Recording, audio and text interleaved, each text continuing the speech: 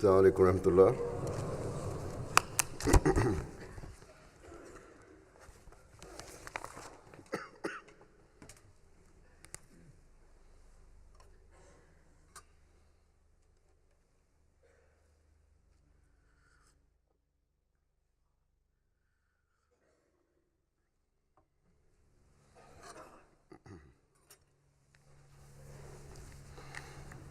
أشهد أن لا إله إلا الله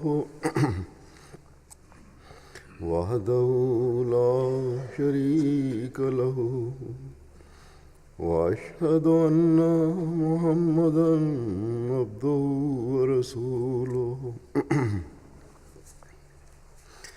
أما بعد فأعوذ بالله من الشيطان الرجيم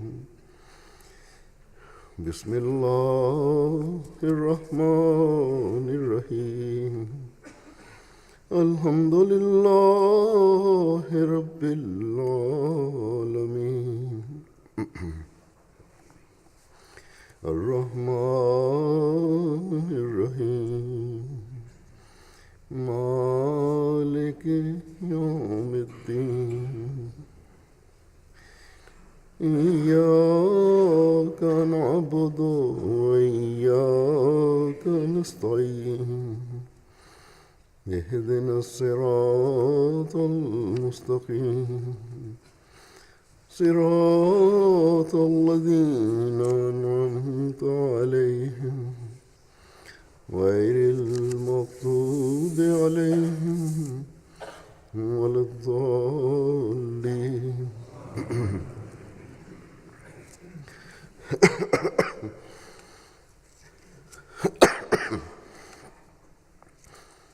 आज बांग्लादेश का जलसा सालाना शुरू हो रहा है. Aujourd'hui débute la Jalsa Salana de la Jamaat du Bangladesh. Cette année-ci, je ne prononcerai pas de discours lors du dernier jour de leur Jalsa. C'est pour cette raison qu'ils ont exprimé le désir que je leur prodigue quelques conseils au cours de ce sermon du vendredi dans le cadre de leur Jalsa. Par la grâce d'Allah, la Jamaat du Bangladesh est très sincère. Le Bangladesh est un pays où les Ahmadis ont sacrifié leur vie. Environ 12 à 13 personnes sont tombées en martyrs là-bas. Ces Ahmadis ont enduré des persécutions et ne cessent de le faire.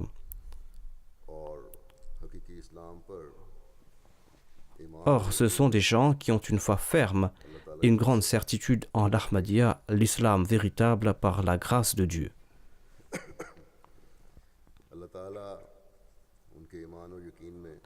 Qu'Allah fasse qu'ils continuent de grandir dans leur foi.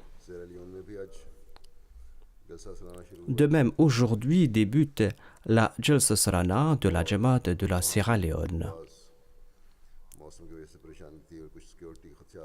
Les membres de la Jamaat ont certains soucis là-bas, soucis liés au climat et à la sécurité. Ils m'ont demandé de prier pour le succès de leur Jalsa, qu'Allah bénisse leur Jalsa également.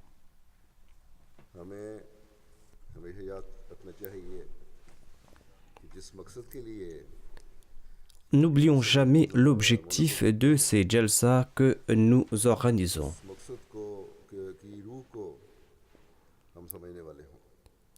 Il faut que nous comprenions l'esprit de ces Jalsa et il faut que nous tentions d'atteindre ces objectifs. Peu importe l'endroit où l'on est en train d'organiser cette Jalsa, que ce soit au Bangladesh, en Sierra Leone, dans un autre pays d'Afrique ou ailleurs. Quel est cet objectif? C'est l'objectif que le Messie promis l'Islam a mentionné à maintes reprises dans le cadre de la Jalsa. J'espère que les Ahmadis du Bangladesh et de la Sierra Leone ont écouté ces extraits en question, des extraits du Messie promis l'Islam. J'espère qu'ils ont pu écouter ces extraits lors de l'inauguration de leur Jalsa. क्योंकि Les Ahmadis du monde entier doivent toujours avoir à l'esprit ces objectifs, car ces objectifs ne concernent pas uniquement ces 3 jours. बस C'est un objectif qui concerne la vie de tout Ahmadi. Ainsi, nous devrons toujours les avoir à l'esprit. कि जलसे का मकसद Le Messie premier d'Islam एक ये है a déclaré कि ज़ुहद और qu'un des objectifs de la Jalsa Salana est de faire naître en nous la piété et la taqwa. रखने वाली चीज़ है। Ce ne sont pas là des qualités temporaires, mais des qualités permanentes.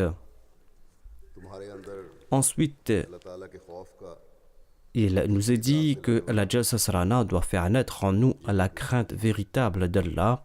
यानी ऐसा खौफ C'est une autre qualité permanente. C'est-à-dire, la crainte de Dieu ne signifie pas être terrifié par Dieu, डरने वाला खौफ नहीं, mais cela signifie plutôt avoir peur de la colère de son bien-aimé. फिर ये कि जलसे पर आना Il a aussi été dit que votre participation à cette jalsa et le fait de profiter de cette atmosphère spirituelle doit faire naître en vous la compassion pour autrui.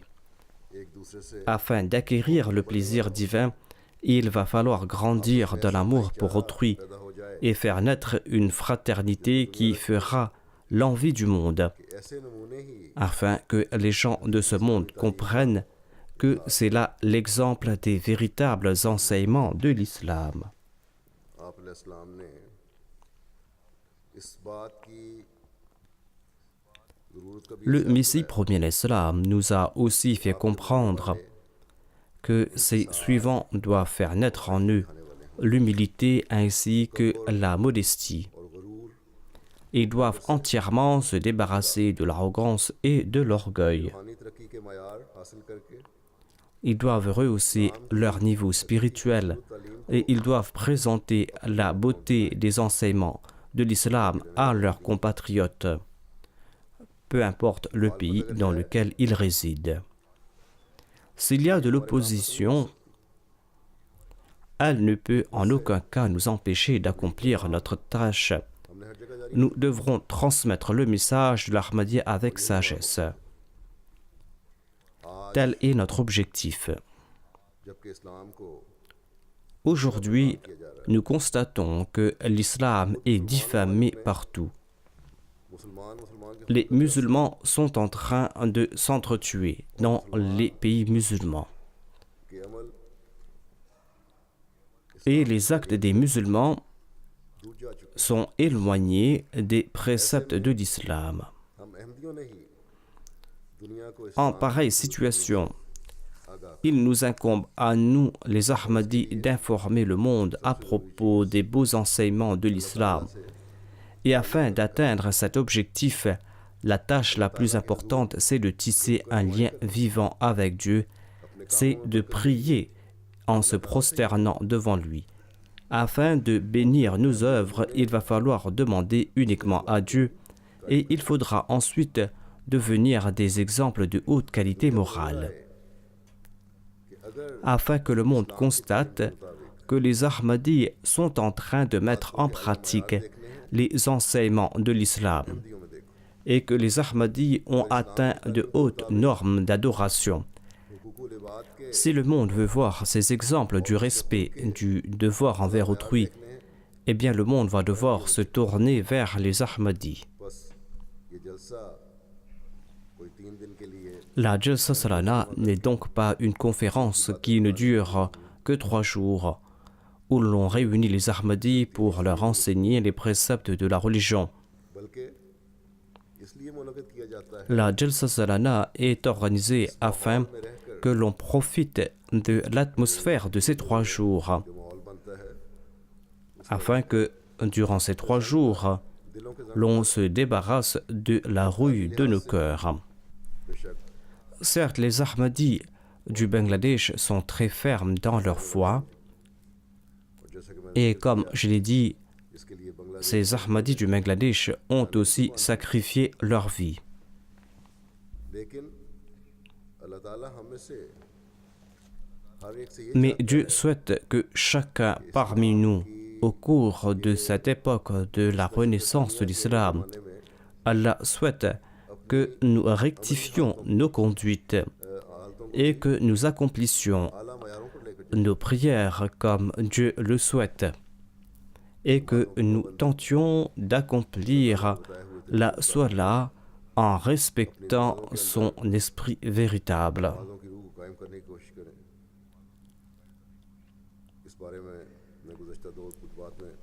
J'ai évoqué ce sujet en détail lors de mes 2 derniers sermons. Nous devons respecter les droits d'autrui au mieux de nos capacités.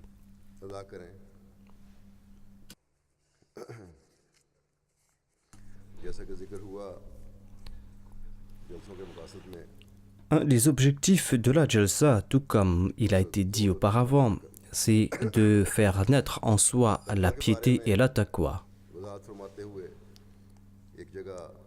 En évoquant le sujet de la taqwa, le Messie premier l'Islam déclare dans un endroit: la taqwa signifie éviter les voies subtiles du mal. La taqwa signifie éviter les voies subtiles du mal. Mais il ne faut pas oublier que l'on ne devient pas vertueux uniquement en annonçant que l'on n'a pas volé quelqu'un, qu'on n'a pas usurpé les droits d'autrui ou qu'on n'a pas causé du tort à autrui ou qu'on n'a pas été coupable de regards lascifs ou qu'on n'a pas commis de l'adultère. Une telle vertu est risible aux yeux du croyant pétri de connaissances divines. Celle-ci n'est pas une vertu mais une force, car s'il commet ces péchés, s'il vole autrui, eh bien il sera puni. Ce n'est donc pas une vertu admirable aux yeux des croyants sincères. La vertu véritable est qu'il se met au service de l'humanité et qu'il montre une sincérité absolue dans la voie de Dieu et qu'il soit prêt à se sacrifier dans sa voie. C'est pour cela qu'il est dit ici: Inna Allaha ma'al ladhina taqaw wal ladhina hum muhsinun.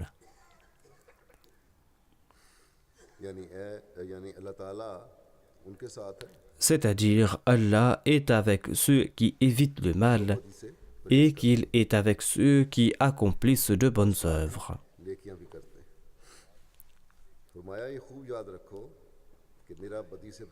Le Messie premier l'Islam déclare: n'oubliez pas qu'éviter le mal en soi n'est pas une grande vertu tant que l'on n'accomplit pas de bonnes œuvres. Nombreux sont ceux qui n'ont ni commis l'adultère ni le meurtre. Ils n'ont ni commis le vol ni le brigandage. Or, ils n'ont pas pour autant fait montre de sincérité dans la voie de Dieu. Ils n'ont pas commis ces crimes, mais ils n'ont pas non plus montré des exemples de vérité dans la voie de Dieu. Des exemples de vérité qui soient dignes d'éloge. Où ces gens n'ont pas servi l'humanité, où ils n'ont pas accompli de bonnes œuvres. Ignore sera celui qui se place parmi les vertus en présentant ses œuvres, car il ne s'agit en fait que des bassesses qu'il faudra fuir. L'on ne méritera pas une place parmi les amis d'Allah rien qu'en évitant ces mots. La pratique d'Allah est qu'il punit ici-bas ceux qui sont coupables d'inconduite, de vol, de malhonnêteté et ceux qui acceptent des pots de vin. Cela ne meurt pas sans avoir été puni par un moyen ou par un autre. Ainsi, sachez que la vertu ne signifie point éviter ces maux.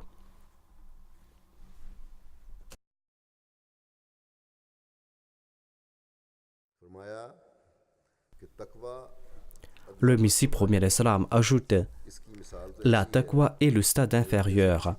Elle est à l'exemple d'un récipient que l'on nettoie afin d'y placer un repas exquis et de haute qualité. Pourra-t-on assouvir sa faim rien qu'en astiquant à fond un récipient sans y placer aucun repas? हरगिज नहीं। क्या वो खाली बर्तन Certainement non.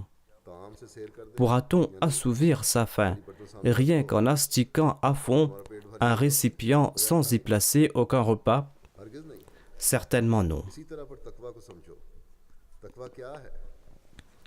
Voilà l'essence de la taqwa qu'il vous sied de saisir. Que signifie la taqwa? बर्तन को साफ करने का नाम। La taqwa signifie tout simplement nettoyer le récipient de la nafs ammara. बुराइयों पर La nafs ammara est cette âme qui vous incite à tout moment à commettre le mal. Elle ne sent aucun remords à commettre les péchés.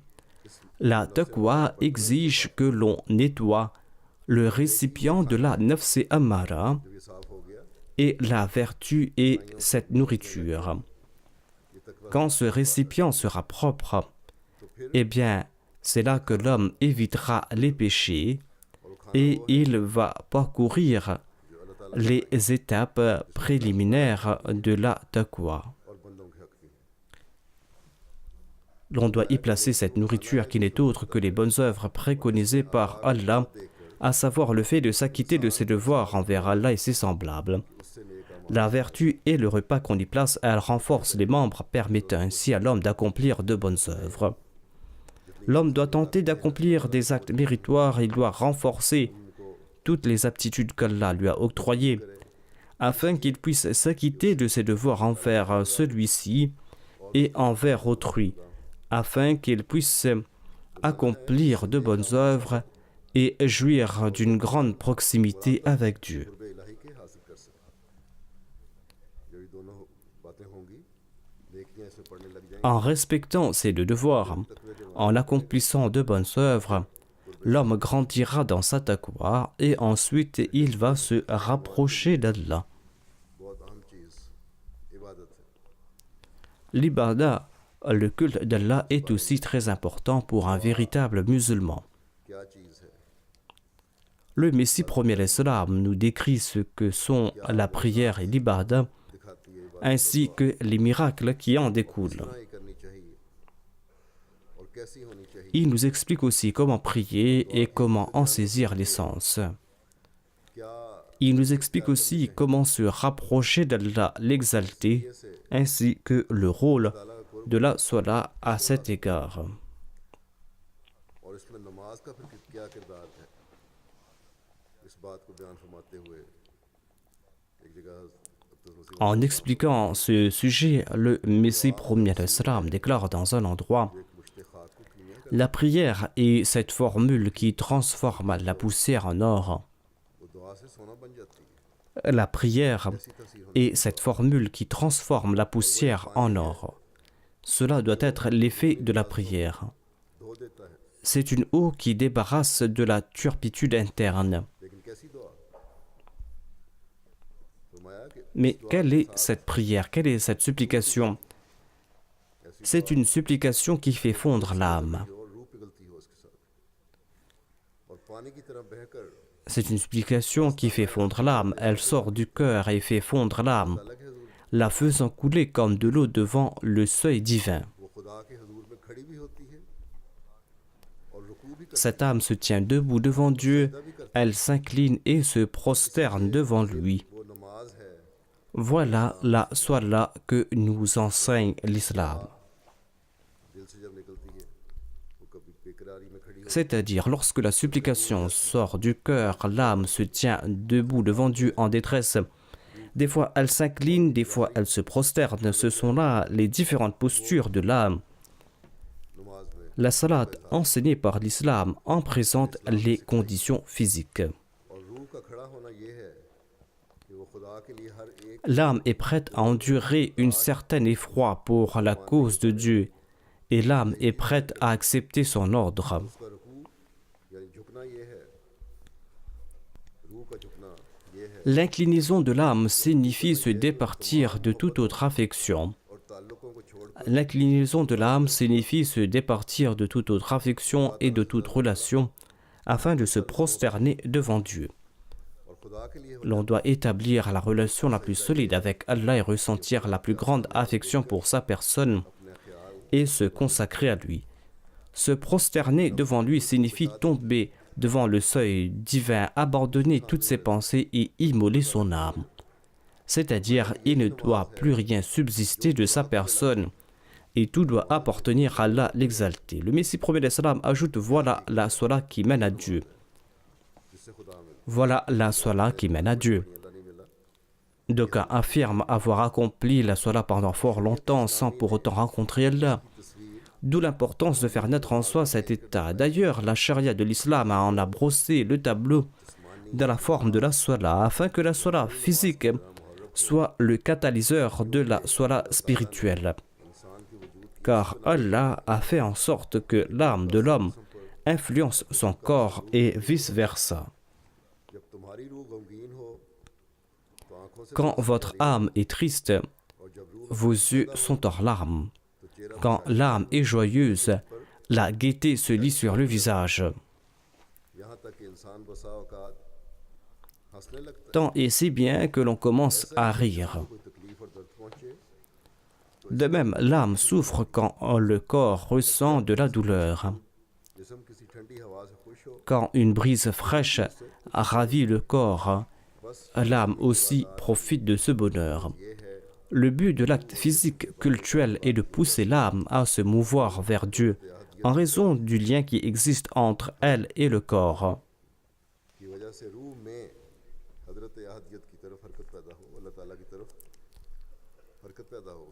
Le but est de pousser l'âme à se diriger dans la direction de Dieu. La salat vise à pousser l'âme à se tenir debout et à se prosterner spirituellement, car arrivé à un stade, la position debout et la prosternation ainsi que l'inclinaison physique de l'homme se transforment en posture spirituelle. Ainsi naîtra la condition qui engendra la gaieté et la tristesse physique. L'homme pleure et rit. Il en est de même dans sa relation avec Allah l'exalté. Il doit se tenir debout et se prosterner spirituellement, car l'âme doit faire des efforts afin de progresser. S'il veut progresser, il doit faire des efforts. Ceci est une forme d'effort. Quand on soulève un objet qui est lié à un autre objet, eh bien, le deuxième objet va aussi bouger quand on soulève le premier.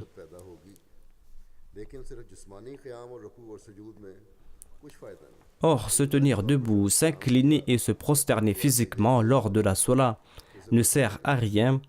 Cela ne sert à rien tant que l'on ne pousse pas l'âme aussi à se tenir debout, à s'incliner et à se prosterner. Cette participation de l'âme dépend de la ma'rifa, de la connaissance de Dieu, et celle-ci dépend de la grâce divine. Le Messie premier l'Islam explique cela dans un autre endroit. Il dit que tout est acquis par la grâce divine, d'où la raison de se prosterner devant lui afin de mériter cette grâce divine. Il faudra implorer Dieu, et quand on va acquérir cette gnose, cette connaissance de Dieu par la grâce divine, c'est là que l'on pourra accomplir la salat véritable. Mais des efforts incessants sont essentiels pour atteindre ce but. C'est là que l'on va atteindre le but de sa création.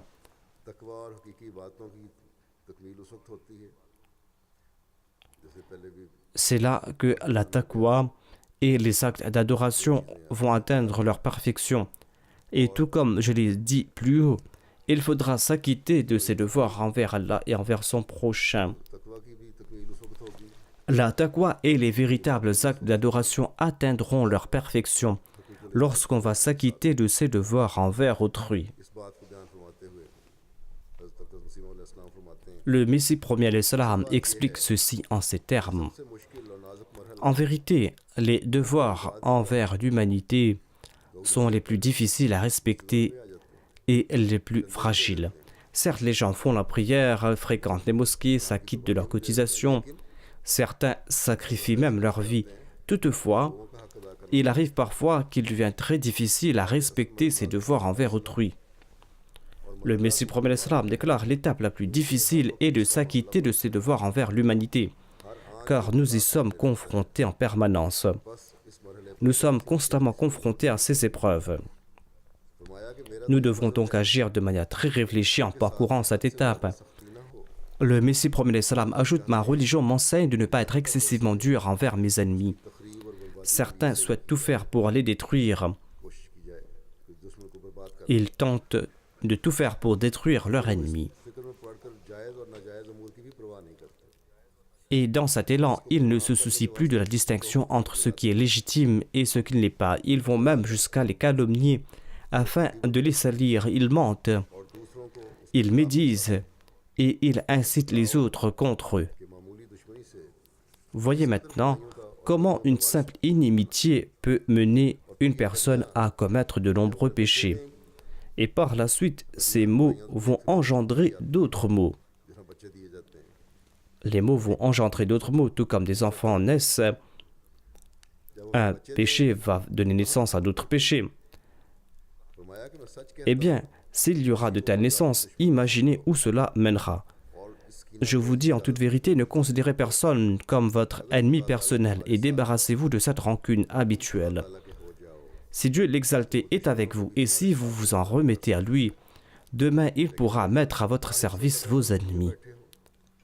Mais si vous avez rompu votre lien avec Dieu l'exalté, et si vous n'avez plus aucun lien d'amitié avec lui, et que vous avez pour habitude de vous opposer à lui, si vous vous opposez à lui, eh bien vous n'aurez pas de plus grand ennemi que Dieu. On peut se protéger de l'inimitié des hommes, mais lorsque Dieu devient votre ennemi, même si le monde entier est votre ami, vous ne pourrez rien faire. C'est pour cette raison que vous devez suivre les pas des prophètes, qu'Allah soit content d'eux. Vous devez suivre la voie des prophètes, que la paix soit sur eux. Dieu ne souhaite pas que vous entreteniez des inimitiés personnelles. Ayez toujours à l'esprit que l'homme obtient l'honneur et la grâce que lorsqu'il n'a pas d'ennemis à titre personnel. Toutefois, lorsque l'honneur d'Allah et de son prophète, paix soit sur lui, est en jeu, eh bien, cela peut entraîner des inimitiés. C'est-à-dire, lorsqu'une personne ne respecte pas Allah et son prophète, mais devient leur ennemi, eh bien, vous devez le considérer comme votre ennemi. Le Messie promet l'Islam explique cela davantage. Il a déclaré, vous pouvez sans doute le considérer comme un ennemi, mais cela ne signifie pas que vous pouvez fabriquer des mensonges à son égard et que vous devez comploter pour le faire souffrir sans aucune raison, certainement pas. Vous devez prendre vos distances de cet ennemi et vous devez laisser l'affaire entre les mains d'Allah. Si c'est possible, vous devez prier pour sa réforme. Priez pour la réforme de l'ennemi, mais ne lancez pas de nouvelles querelles avec lui. Ces choses, dit le Messie promet l'Islam, sont liées à la purification de l'âme. Le Messie promet l'Islam a cité un récit de Ali. Il est dit que Ali, qu'Allah soit content de lui, était en train de combattre un ennemi et il combattait cet ennemi uniquement pour la cause d'Allah. Ali réussit à le faire tomber et s'assit sur sa poitrine. L'ennemi lui cracha au visage, sur quoi Ali se leva et le libéra. Il dit à l'ennemi, « Jusqu'à cet instant, je combattais uniquement pour la cause d'Allah. Mais à présent, tu m'as craché au visage et une partie de mon ego est partie prenante de cette lutte. Je ne souhaite pas te tuer pour une raison personnelle. » L'on en déduit qu'à ses yeux, un opposant personnel n'est pas un ennemi. Le Messie promet l'Islam conseille à ses disciples, il faudra faire naître en soi une telle nature et une pareille habitude. Si l'on nuit à autrui pour des raisons égoïstes et que l'on poursuit les hostilités, il n'y aura pas d'autre moyen pour s'attirer la colère divine. il ne faut point nuire à autrui en raison d'une antipathie personnelle. अल्लाह और रसूल के दुश्मन के साथ भी Il faudra considérer comme ennemi celui qui est l'ennemi d'Allah et de son prophète. करो, उसकी इस्लाह की कोशिश करो। Et il faudra quitter ces dieux. Il faudra prier pour lui et tenter de le réformer. लेकिन ये नहीं Il faudra répondre à ses attaques par les moyens qui sont permis. बुरा समझते हुए Mais il ne faut pas le condamner pour chaque parole qu'il énonce et lui être hostile de manière inconvenante. अल्लाह ताला Ceci est condamnable. हमें तकवा का हकीकी फहम Qu'Allah fasse que nous comprenions le sens réel de la taqwa और अपना फजल फरमाते हुए et que nous profitions de la grâce divine afin que nos salahs et nos actes d'adoration nous rapprochent davantage d'Allah. की बारीकी को Qu'il fasse que nous comprenions les aspects subtils de nos devoirs envers autrui हमारा हर फेल चाहे वो दुनिया et que toute action que nous accomplissions, même celle accomplie pour ce bas monde, que toute action ait pour objectif le plaisir d'Allah l'exalté. अल्लाह ताला हमें Qu'Allah nous en accorde la possibilité à nous tous.